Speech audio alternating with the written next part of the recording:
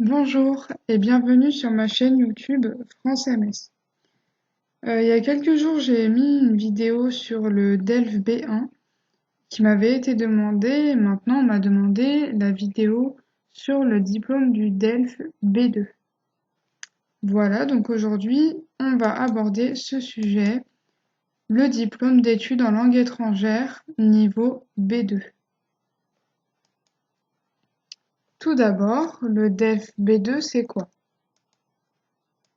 C'est un diplôme qui atteste la maîtrise de la langue française du niveau indépendant avancé.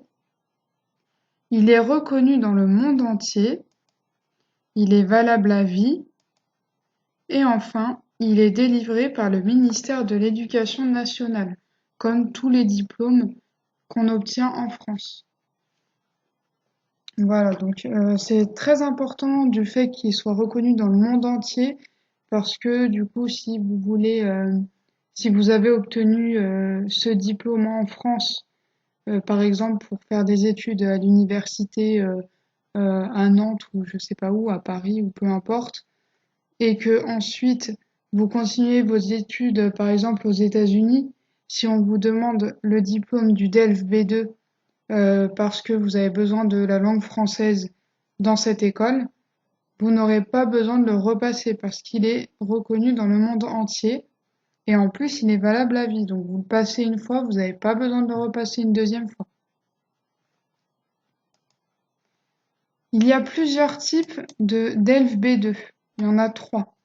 Le DELF B2 tout public, il est destiné aux adultes et c'est le plus couramment choisi. C'est celui qu'on utilise, qu'on choisit plutôt la plupart du temps. Celui qui est le plus choisi parmi les trois types de DELF B2 que vous allez voir. Il y a le niveau scolaire junior. Donc ce DELF B2, lui, il est destiné spécifiquement aux jeunes scolarisés de 12 à 17 ans. Et enfin, le DELF B2 Pro, qui lui est destiné aux candidats qui souhaitent mener une activité professionnelle dans un pays francophone. Donc un métier dans un pays francophone où l'employeur peut-être demander le DELF B2. Ou même vous, personnellement, vous pouvez toujours le passer si vous vous dites que voilà, je vais absolument travailler dans un pays francophone, en France par exemple, et voilà, au cas où qu'on vous demande ce diplôme, bah, vous pouvez toujours le passer après. Les attentes du DELF B2, donc à peu près, hein, là c'est vraiment des exemples que je vous donne. Là, vous allez voir qu'il y en a beaucoup, faut pas avoir peur, c'est vraiment des exemples. Comprendre l'essentiel d'un document d'actualité, savoir prendre des notes, savoir corriger ses erreurs, savoir convaincre et persuader quelqu'un, expliquer la cause et les conséquences d'un fait, défendre un point de vue, et enfin expliquer des avantages et des inconvénients en développant son opinion. Donc en général, à partir du moment où on passe le diplôme du DELF B2, c'est qu'on a un minimum de connaissances avec la langue française. C'est que normalement on a au moins le minimum du DELF B1. N'hésitez pas à regarder la vidéo sur le DELF B1 qui est la vidéo qui est deux vidéos avant celle-là.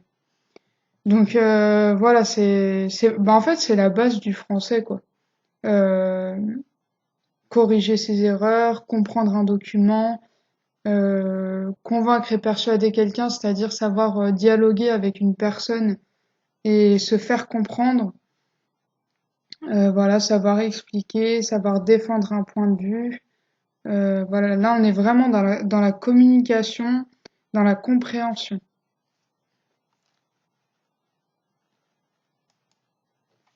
Alors, ensuite, les épreuves de l'examen du DELF B2. Vous avez la compréhension orale. Donc la compréhension orale est d'une durée de 30 minutes. On va vous proposer, ça va jusqu'à 2 documents enregistrés. Donc des documents enregistrés, c'est-à-dire des audios, comme moi je le fais là, en audio.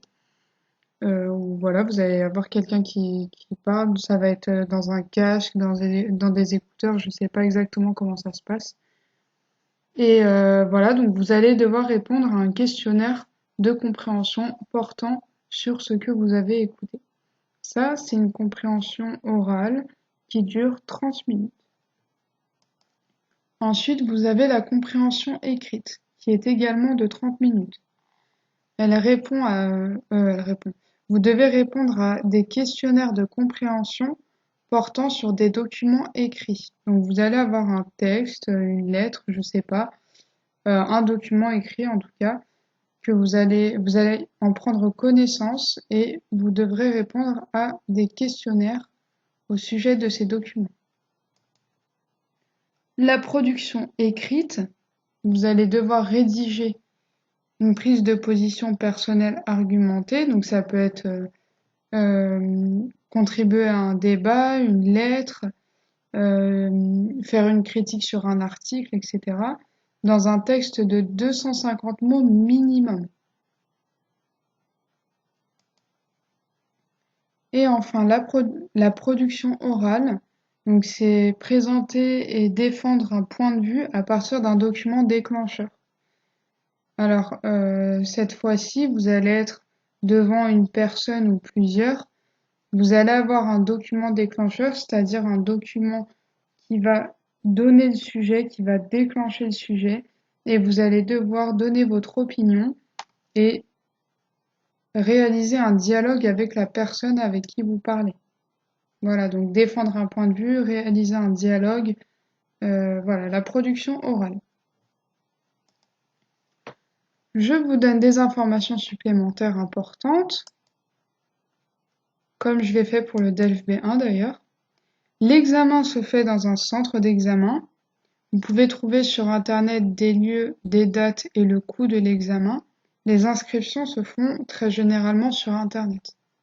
Durant toute l'année, vous pouvez trouver euh, des dates, des lieux, pas loin de chez vous. Il y en a vraiment partout, partout dans la France, je pense. Même, je suis sûre, c'est pas que je pense, c'est que je suis sûre. N'hésitez surtout pas à le mentionner dans votre CV parce que ça va vraiment vous aider pour trouver du travail plus tard. C'est vraiment un avantage dans votre CV. Les autres niveaux sont le DELF A1, le DELF A2 et le DELF B1. Excusez-moi, je me suis trompée. On est sur le DELF B2. Nous, donc c'est le DELF B1. Il permet également d'obtenir la nationalité française, mais en général, si on a le DELF B1, on peut déjà obtenir la nationalité française. Il permet de rentrer à l'université ou même dans de grandes écoles, même à l'étranger, puisqu'il est reconnu également à l'étranger. Et vous pouvez trouver plusieurs exercices, des tests sur Internet. Enfin, quelques conseils de ma part. N'hésitez pas à utiliser la méthode du QQO-QCP pour vous aider dans certaines épreuves. Je pense par exemple à l'épreuve de la production orale où vous allez avoir un petit temps de réflexion sur le document déclencheur. Et dans ce cas, n'hésitez pas à vous poser la question de qui on parle, de quoi on parle, où se passe l'événement, quand, comment ça s'est passé, pourquoi. Et là, ça va vous permettre d'argumenter, de donner votre opinion, d'échanger avec la personne que vous allez avoir avec vous pour dialoguer du sujet. La méthode du QQO-QCP, vous pouvez la trouver sur la vidéo Écrire un article. Développez vos opinions oraux. N'hésitez pas à développer, ne répondez pas par oui ou par non. Voilà, vraiment, faites des phrases, pourquoi pas des grandes phrases, c'est pas grave. Mais faites des phrases des phrases complètes, on va dire. Entraînez-vous chez vous, parlez-en à des personnes qui ont déjà passé le diplôme. Je suis sûre que vous en avez autour de vous ou vous pouvez en trouver autour de vous à l'université, des proches, des personnes qui connaissent vos proches, etc. Revoyez votre orthographe parce que, notamment dans la production écrite, l'orthographe va être très important. Dans la note, l'orthographe est très important et ça, c'est pas que pour le DELF B2. Moi, quand j'étais à l'école, en cours de français, l'orthographe, c'était ce qui nous faisait perdre le plus de points. Donc là, le sujet, c'est le DELF B2, c'est un diplôme de français, donc l'orthographe, faut vraiment faire très très attention. Si vous avez un souci sur comment dire, sur l'orthographe d'un mot euh, ou d'une phrase où vous avez des difficultés, où vous confondez et tout ça, n'hésitez pas à me dire en commentaire. Par exemple, quand est-ce qu'on écrit le A sans accent et le A avec un accent grave. Vous me le dites en commentaire et je vous fais la vidéo. Et bien sûr, voilà, demandez-moi si besoin dans un commentaire. Je vous remercie de m'avoir écouté. Prochainement, il y a 2 vidéos qui vont arriver à propos de la production écrite et de la production orale, et de la compréhension, je crois. En tout cas, ce sont des vidéos qu'on m'a demandées en commentaire. Voilà, et vraiment, j'essaye de travailler les vidéos et d'en faire tous les soirs. Après, je vous avoue que je les fais un petit peu tard, mais voilà, je fais le maximum pour que le lendemain matin, de toute façon, vous voyez votre vidéo et vos vidéos. Donc voilà, n'hésitez pas encore à m'écrire en commentaire des sujets qui vous intéressent particulièrement. Il y a une personne qui m'avait dit en commentaire qu'elle a obtenu le DELF B1 et ça m'intéresse vraiment également parce que ça me fait vraiment plaisir que mes élèves y arrivent. Et puis voilà, en tout cas, likez, abonnez-vous à ma chaîne, partagez-la, parlez-en autour de vous, regardez mes vidéos précédentes, regardez mes playlists, il y a une playlist sur la conjugaison, sur la grammaire. Là, je vais en rajouter une du coup qui sera sur les diplômes. Et très bien, bah, je vous remercie encore une fois, j'arrête pas de remercier, mais c'est super important. Et je vous dis à bientôt pour une nouvelle vidéo.